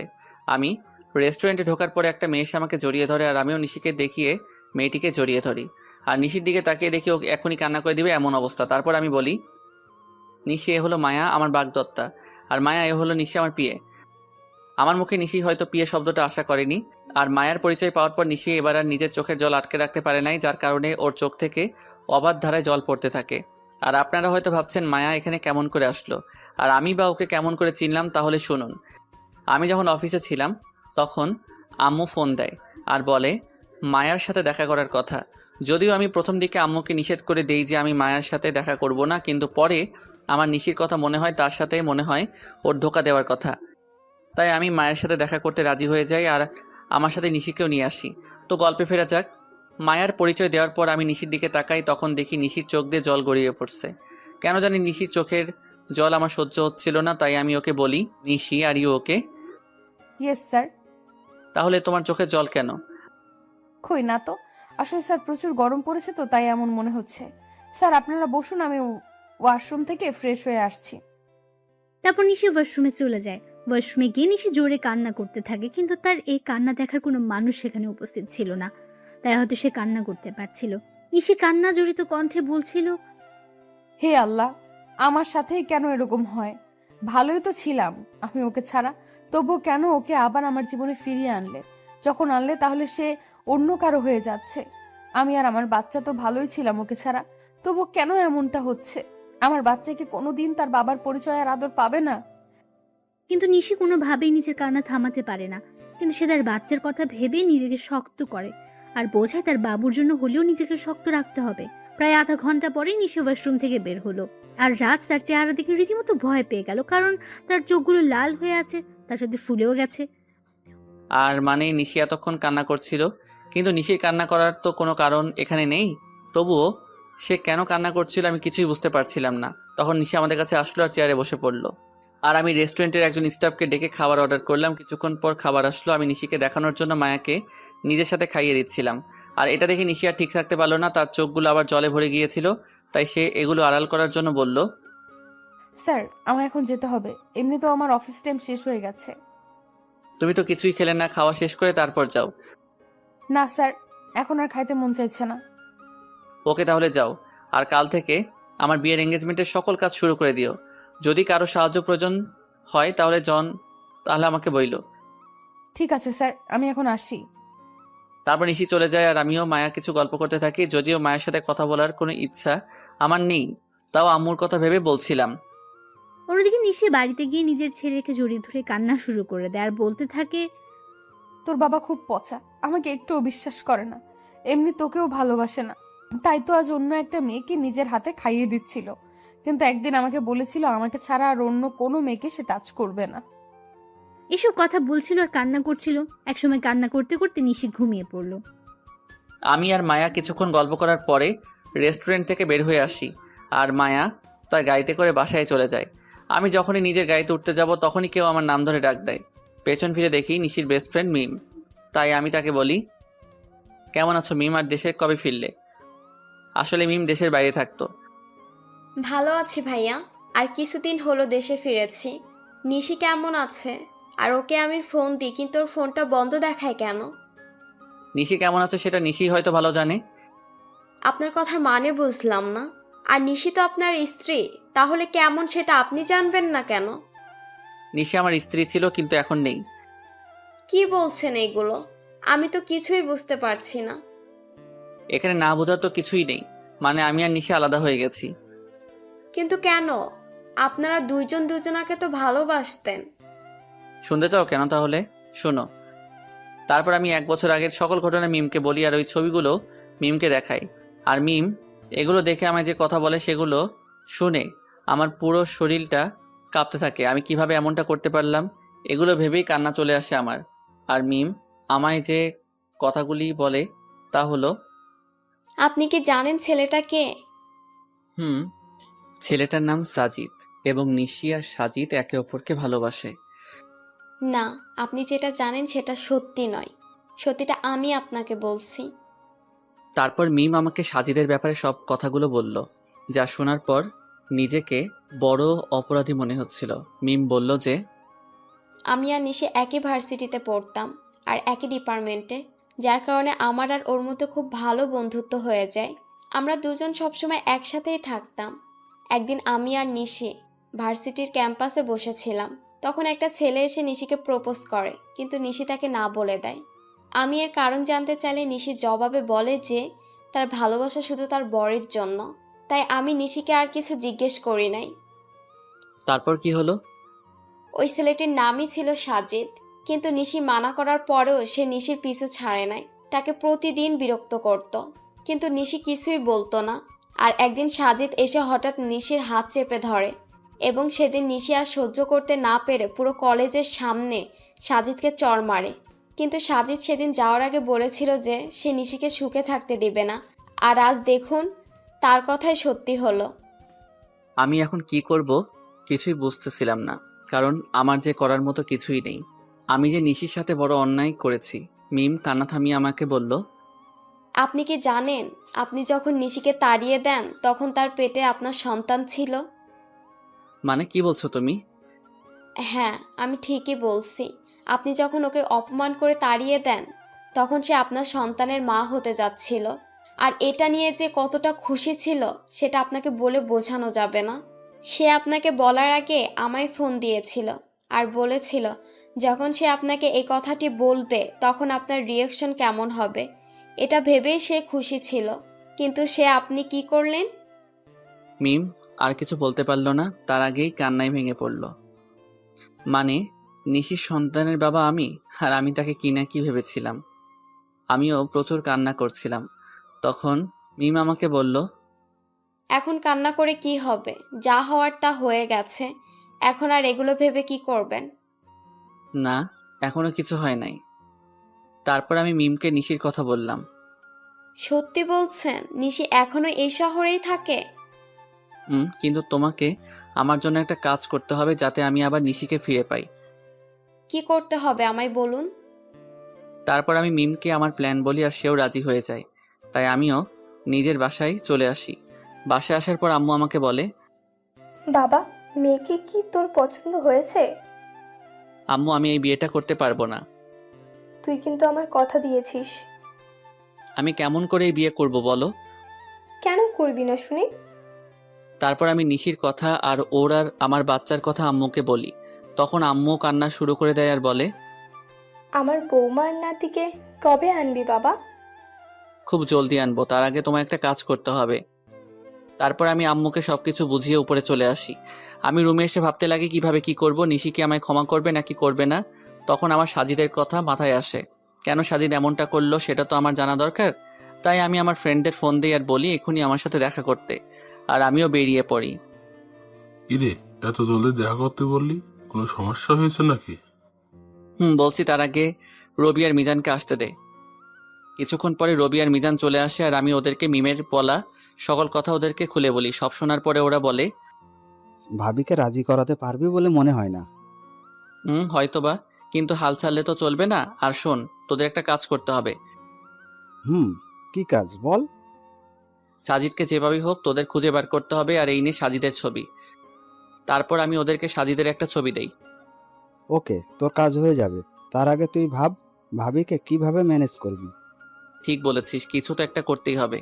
আচ্ছা তোরা এখন থাক, আমি একটা জায়গা থেকে আসতেছি। ওদের থেকে বিদায় নিয়ে আমি সোজা অফিসে চলে আসি। অবশ্য অফিসে আসার মূল উদ্দেশ্য হলো নিশির বাড়ির ঠিকানাটা নেওয়া, কারণ আমি ওর বাসার ঠিকানা জানি না। অফিসে আসার পরে আমি ম্যানেজারকে ফোন দিই আর অফিসে আসতে বলি। কিছুক্ষণ পরে ম্যানেজার অফিসে আসে আর বলে, স্যার, কোনো দরকারি কাজ আছে নাকি? না, তেমন কিছু দরকারি কাজ না, আমি শুধু নিশির বাসার ঠিকানা নেওয়ার জন্যই অফিসে এসেছি। ওকে স্যার, একটু ওয়েট করেন, আমি নিয়ে আসছি। তারপর ম্যানেজার আমাকে নিশির ঠিকানাটা দেয় আর আমি সেটা নিয়ে বেরিয়ে পড়ি। প্রায় আধা ঘন্টা ড্রাইভ করার পরে আমি নিশির বাসায় পৌঁছাই। দেন আমি ওর বাসায় কলিং বেলে চাপ দেই। কিছুক্ষণ পরে নিশি এসে দরজা খুলে দেয় আর আমি নিশিকে দেখেই হেসে ফেলি, কারণ সে সারা গায়ে ময়দা মেখে আছে। তখন নিশি বলে, এই আপনি পাগলের মতো হাসছেন কেন? আর এইখানে বা কি করছেন? বারে, নিজের বউয়ের বাসায় আসতে আবার কারো পারমিশন লাগে নাকি? মানে কে আপনার বউ? আর এসব কি বলছেন? আমার সামনে যে দাঁড়িয়ে আছে সে আমার বউ, বুঝেছেন? আর দেখি সাইড দেন, আমি ভেতরে ঢুকবো। আইসে আমি কারো বউ? আর 1 বছর আগে আমার ডিভোর্স হয়ে গেছে। তো কি হয়েছে, আমি আবার বিয়ে করব? কথা বলতে বলতে বাড়ির ভিতরে ঢুকে যায় আর তখনই দেখি একটা ফুটফুটে বাবু শুয়ে আছে। হয়তো এটাই আমার বাবু হবে। ওকে দেখার সাথে সাথে আমার চোখ দিয়ে পানি বেরিয়ে আসে। কি করছেন কি আপনি? আমি এর কথার জবাব না দিয়ে বাচ্চার দিকে এগোতে থাকি, আর যখনই আমি বাচ্চাটিকে স্পর্শ করতে যাব তখনই নিশি আমাকে ধাক্কা দেয় আর বলে ওঠে, একদম আমার বাচ্চা ধরার চেষ্টা করবেন না, তাহলে কিন্তু আমার চেয়ে খারাপ আর কেউ হবে না। ও কি শুধুই তোমার বাচ্চা? ও ও শুধু আমার আর কারো না, তাই আপনি ওকে ছোঁয়ার চেষ্টাও করবেন না। প্লিজ নিশি, আমার বাচ্চাকে একটু কোলে নিতে দাও। আপনার বাচ্চা? হাসালেন মিস্টার রাজ। ও শুধু আমার বাবু, আর আমি ওর মা, আর আমিই ওর বাবা। নিশি প্লিজ। না, আমি ওকে কোনো অপরিচিত লোকের কাছে দিব না। তুমি কাকে অপরিচিত বলছো নিশি? তুমি জানো না আমি ওর কে হই? না, জানি না, আর জানতেও চাই না। তাই ভালোই ভালোই বলছি, এখান থেকে চলে যান, নয়তো আমার থেকে খারাপ আর কেউ হবে না। তুমি মানো নাকি না মানো, আমি ওর বাবাই, আর এটাই সত্যি। বাবা, তাই না? এই বাবার অর্থটার মানে আপনি জানেন? যে নিজের স্ত্রীকে বিলিভ না করে অন্য লোকের কথা শুনে নিজের অন্তঃসত্ত্বা স্ত্রীকে বাড়ি থেকে বাইর করে দেয়, তার কোনো বাবা হওয়ার যোগ্যতা নেই। বুঝেছেন আপনি? নিশি আমি মানছি আমি ভুল করেছি, তাই বলে কি তুমি আমাকে আমার বাচ্চা থেকে আলাদা করে দেবে? আপনি আর একবারও ওকে নিজের বাচ্চা বলবেন না। এই 1 বছর আমি ওর বাবা মা দুটোই ছিলাম, আর ভবিষ্যতেও থাকতে পারবো। প্লিজ নিশি আমাকে ক্ষমা করে দাও, এরকম ভুল আমি আর কোনোদিন করব না। এই বলে আমি ওকে নিজের বুকের মাঝে টেনে নেই। নিশি কিছুক্ষণ আমার বুকের মাঝে থেকে পরক্ষণে নিজেকে ছাড়িয়ে নেয় আর বলে, হো, বুঝেছি আপনি কেন এখানে এসেছেন। আপনি আমার শরীরটা ভোগ করতে চান, এই তো? এর আগেও একবার করেছিলেন, তাই না? ওকে, আমি নিজেই আমার সব বিলিয়ে দিচ্ছি, তবুও আপনি আমার আর আমার সন্তানের মাঝে আসবেন না। বলেই নিজের শাড়ির আঁচল নিচে ফেলে দিল আর বলল, নিন, শুরু করুন। আমি এবার নিজের রাগকে কন্ট্রোল করতে না পেরে নিশির গালে জোরে একটা চড় মারি আর বলি, তুমি এমনটা ভাবলে কি করে নিশি? তুমি আজ পর্যন্ত এই চিনলে? ঠিক আছে, তুমি যখন বলছো তবে আমি তোমাদের জীবন থেকে অনেক দূরে চলে যাব। তার আগে প্লিজ একবার আমার ছেলেকে আমার কোলে দাও। নিশি কিছুক্ষণ কি যেন একটা ভাবলো, তারপর বলল, শুধু একবার, তার বেশি নয়। তারপর আমি আমার ছেলেকে কোলে তুলে নিলাম, আর ওকে কোলে নেওয়ার পর যেন মনে হলো পুরো পৃথিবীর সুখ আমার কোলের মাঝে আবদ্ধ হয়েছে। কিন্তু এটা বেশি সময় স্থায়ী হলো না। নিশি আমার কোল থেকে বাচ্চাকে কেড়ে নিয়ে বলল, এবার যান, আর কোনোদিন এখানে আসবেন না। আমি কিছু বললাম না, শুধু বললাম নিজেরও বাবুর খেয়াল রেখো। তারপর সেখান থেকে চলে আসলাম। নিশির বাসা থেকে বের হয়ে রাস্তায় আসলাম আর ভাবতে লাগলাম নিশি আমাকে এতটুকু বিশ্বাস করে না। ও কেমন করে ভাবতে পারলো যে আমি ওর শরীরকে, না, নিশির সামনে আমি আর কোনোদিন যাব না। নিশিও তো এটাই চাই। তবে তাই হোক। এমন সময় রবির ফোন আসে আর ও বলে, কিরে রাজ, কোথায় আছিস? তোকে সেই কখন থেকে ফোন দিয়ে যাচ্ছি। তুই আমার অফিসে এক্ষুনি আয়, আর সাথে করে একজন উকিলকেও নিয়ে আসিস। আমি না হয় আসবো, তবে উকিলকে কেন নিয়ে আসবো তাই তো বলবি। এত কথা না বলে তোকে যা বলছি তুই তাই কর। এই বলে আমি ফোন কেটে দেই আর নিজের অফিসে চলে আসি। কিছুক্ষণ পরে রবি আর উকিল আসে, তখন আমি বলি, উকিল সাহেব, আমি একটা উইল করতে চাই। বলুন, কিসের উইল করবেন? আমি এই কোম্পানির অর্ধেক আমার ছেলে আর বাকি অর্ধেক আমার স্ত্রীর নামে করে দিতে চাই, আর সেটা আজ রাতের মধ্যেই। কি বলছিস কি এসব? তোর মাথাটা কি ঠিক আছে? আমি ঠিক বলছি, আর আমার মাথাও ঠিক আছে। যেহেতু আমার আব্বুর আলাদা কোম্পানি আছে, তাই কোনো প্রবলেম নাই। ওকে, আপনি যখন বলছেন তখন তাই হোক।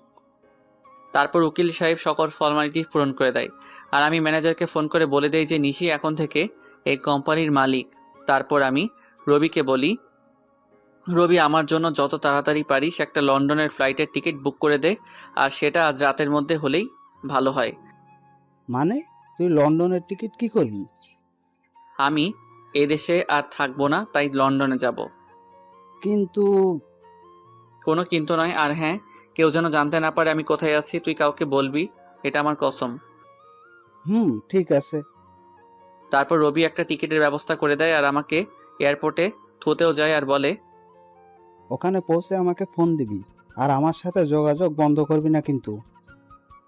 করব। এবার আমি ওকে জড়িয়ে ধরে কান্না করতে থাকি। কিছুক্ষণ পরে আমার ফ্লাইট, তাই আমি প্লেনে গিয়ে বসি, আর প্লেনও টেক অফ করে। যেহেতু আমি লন্ডন থেকে লেখাপড়া শেষ করেছি, তাই এখানে আমার অনেক ফ্রেন্ডই আছে, তাই আমি সেখানে পৌঁছে আমার এক ফ্রেন্ডকে কল দিই, আর সে আমাকে এয়ারপোর্ট থেকে পিক করে নিয়ে যায়। আমার ফ্রেন্ডের লন্ডনে একটা কোম্পানি আছে, তাই সে আমাকে সেখানে কাজ দেয়। আমি লন্ডনে এসেছি 2 দিন হলো, এর মধ্যে শুধু রবির সাথে কথা হয়েছে।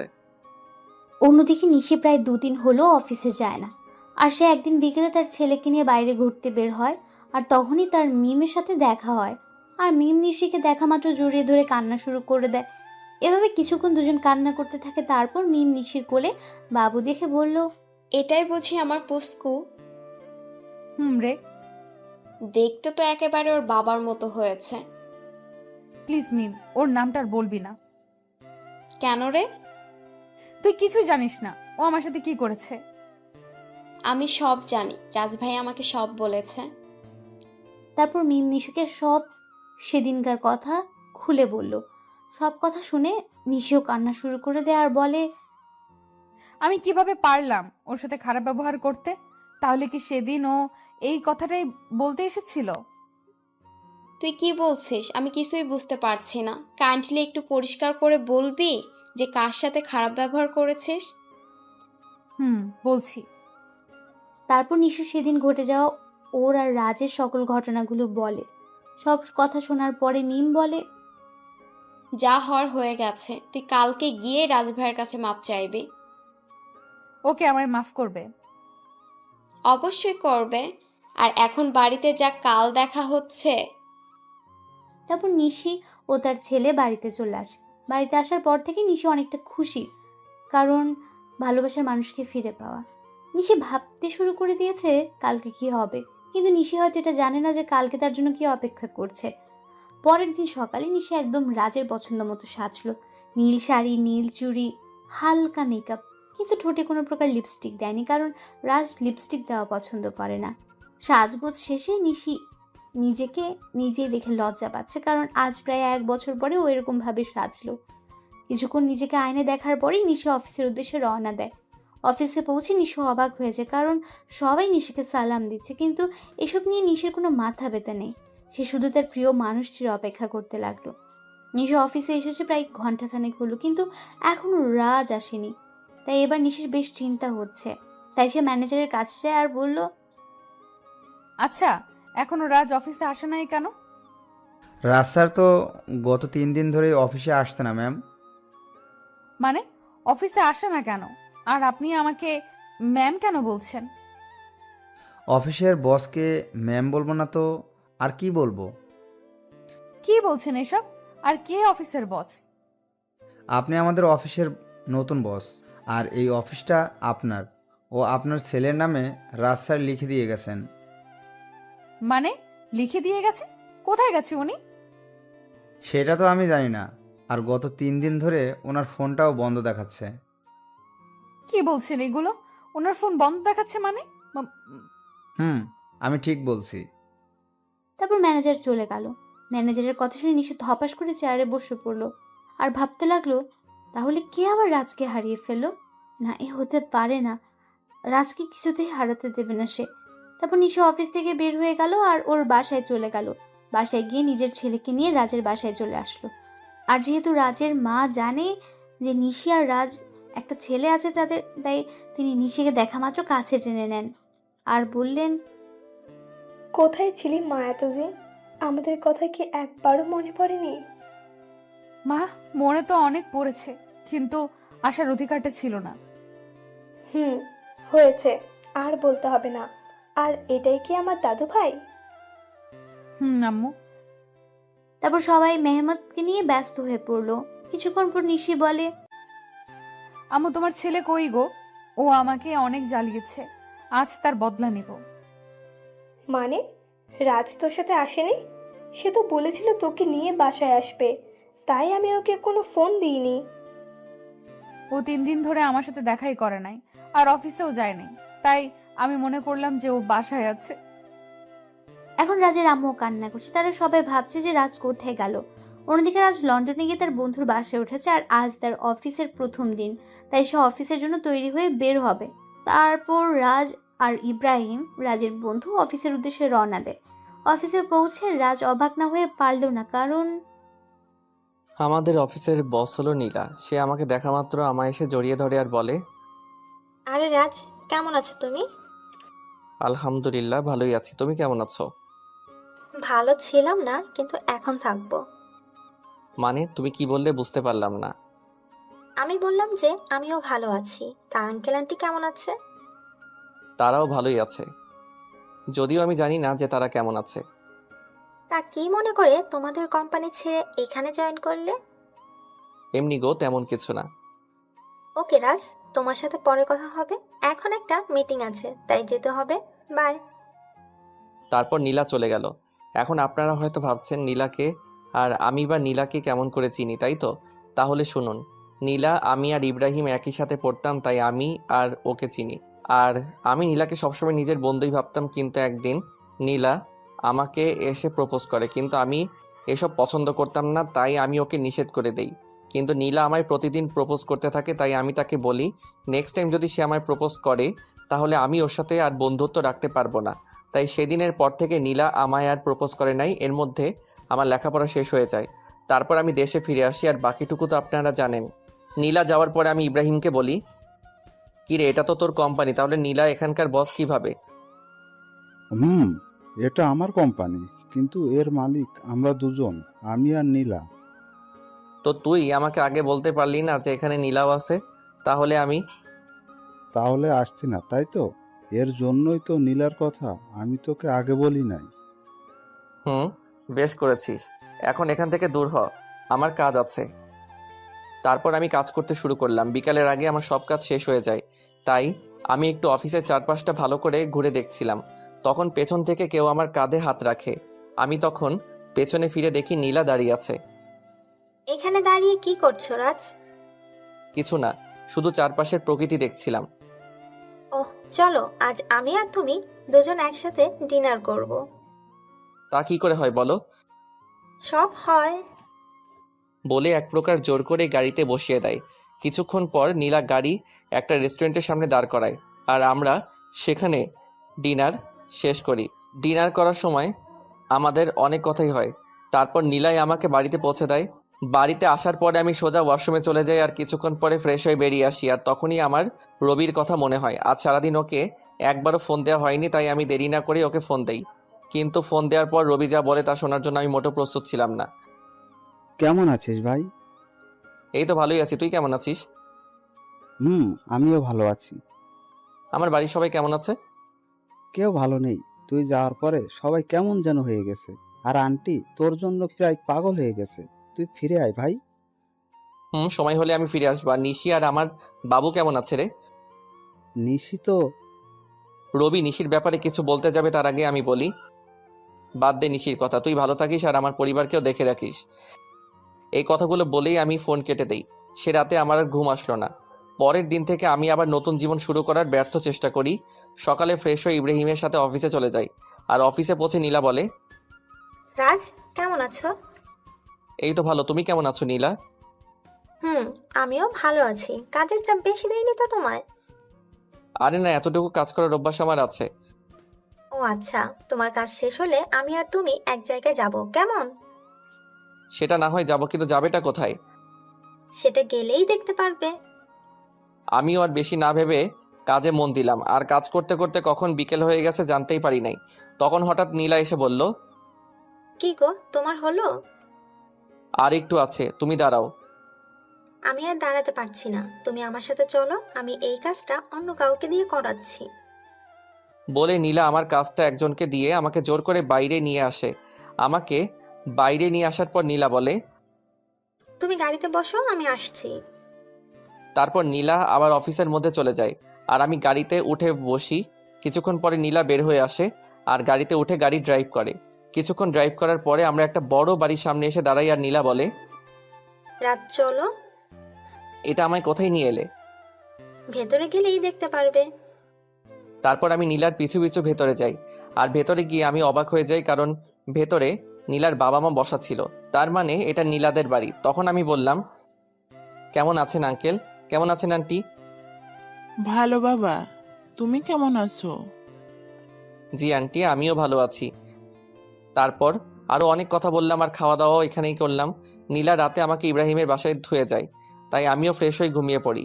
এভাবেই 5টা বছর পার হয়ে যায়, আর এই 5 বছরে নিশির জন্য আমার ভালোবাসায় এতটুকু কমে নাই, বরং বেড়েছে। তো প্রতিদিনের মতো আজও অফিসে গেলাম।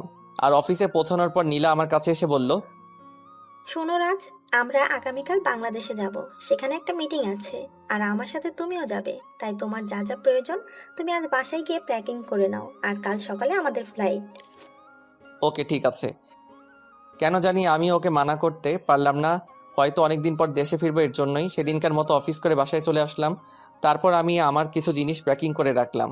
পরের দিন সকালেই আমি আর নীলা বাংলাদেশে চলে আসলাম। আর আমি ওখানকার যে কোম্পানির সাথে মিটিং হবে সেখানে গেলাম। আমি সেখানে গিয়ে আরও বেশি অবাক হয়ে যাই, কারণ এটা আর কারো না, আমার বাবার কোম্পানি, যার সাথে আমাদের মিটিং হবে। আমি কি করব তাই ভেবে পাচ্ছিলাম না। একবার মনে করলাম যে মিটিংটা অ্যাটেন্ড করব না, কিন্তু পরক্ষণে কী যেন হলো, আমি মিটিং প্লেসে চলে গেলাম। সেখানে গিয়ে আমি দেখি আমার বাবা একটা চেয়ারে বসা আছে, আর তার চেহারাটা কেমন যেন শুকিয়ে গেছে। তো আমি সেখানে গিয়ে সবার সাথে মত বিনিময় করলাম। আর আমি যখনই বাবার কাছে গেলাম, তখন বাবা আমাকে দেখা মাত্র জড়িয়ে ধরল আর বলল, কোথায় ছিলি বাবা এতদিন? আমাদের কথা কি তোর একটুও মনে পড়ে নাই? বাবা, অনেক মনে পড়েছে, কিন্তু আমি যে অপারগ ছিলাম। এখন আমার সাথে তুই বাসায় যাবি। তোকে দেখলে তোর আম্মু অনেক খুশি হবে।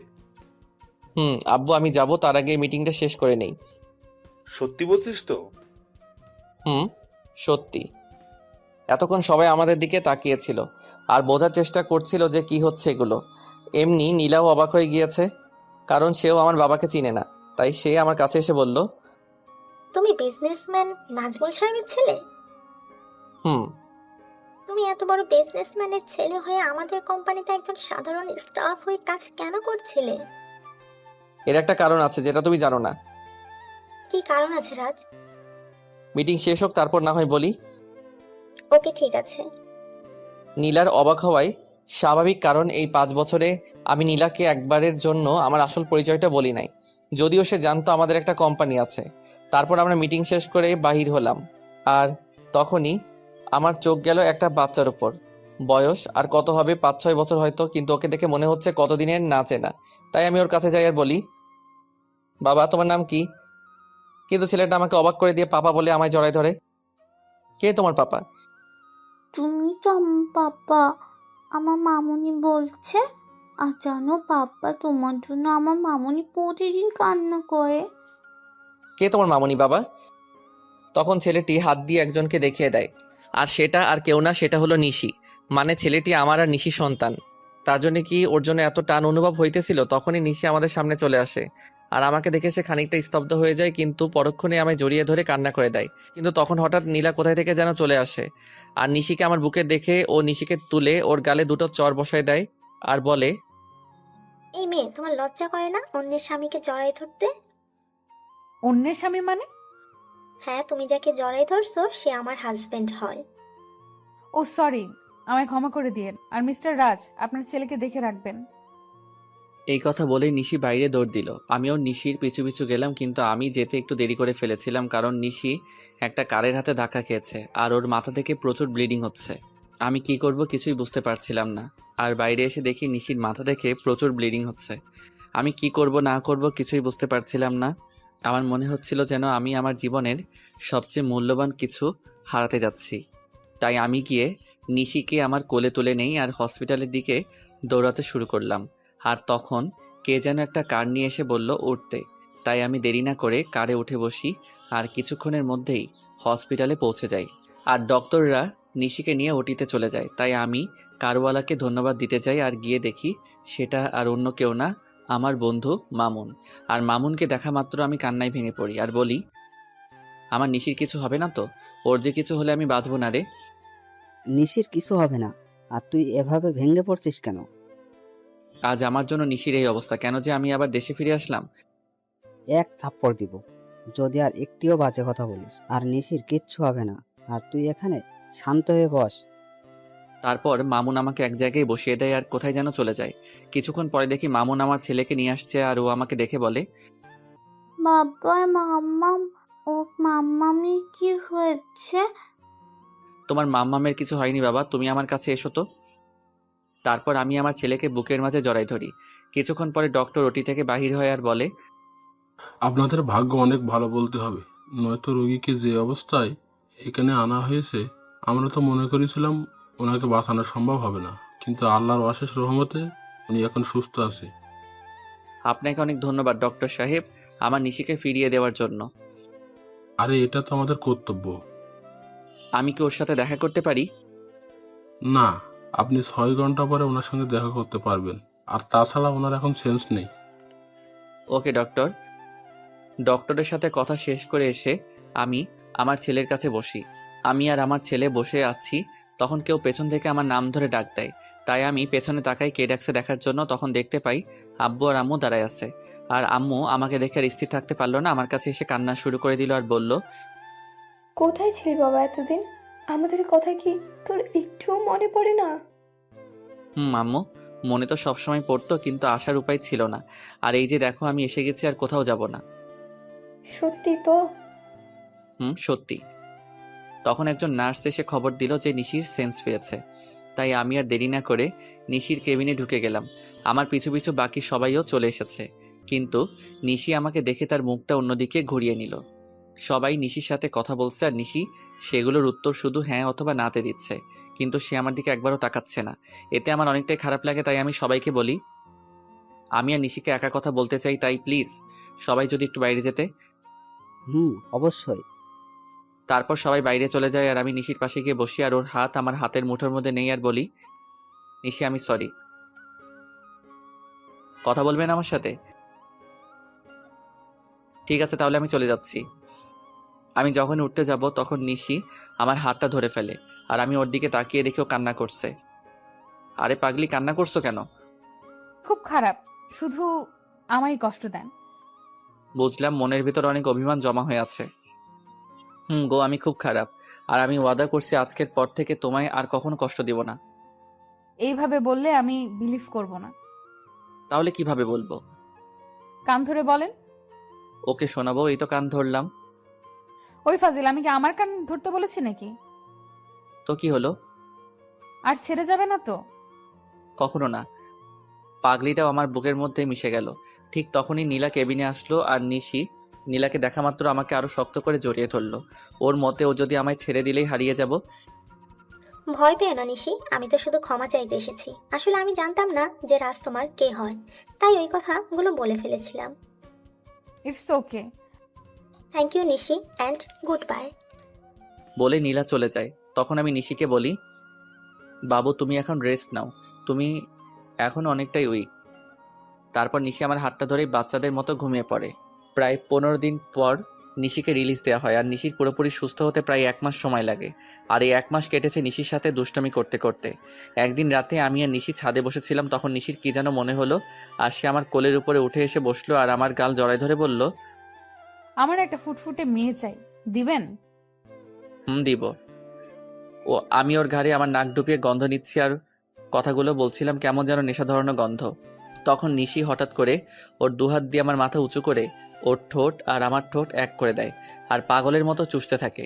নিশির এমন কাজ দেখে আমি খানিকটা অবাক হলেও পরক্ষণেই নিজেকে সামলে নেই আর ওর কোমরটা জড়িয়ে ধরে নিজের দিকে টেনে আনি আর ওর ঠোঁট চুষতে থাকি।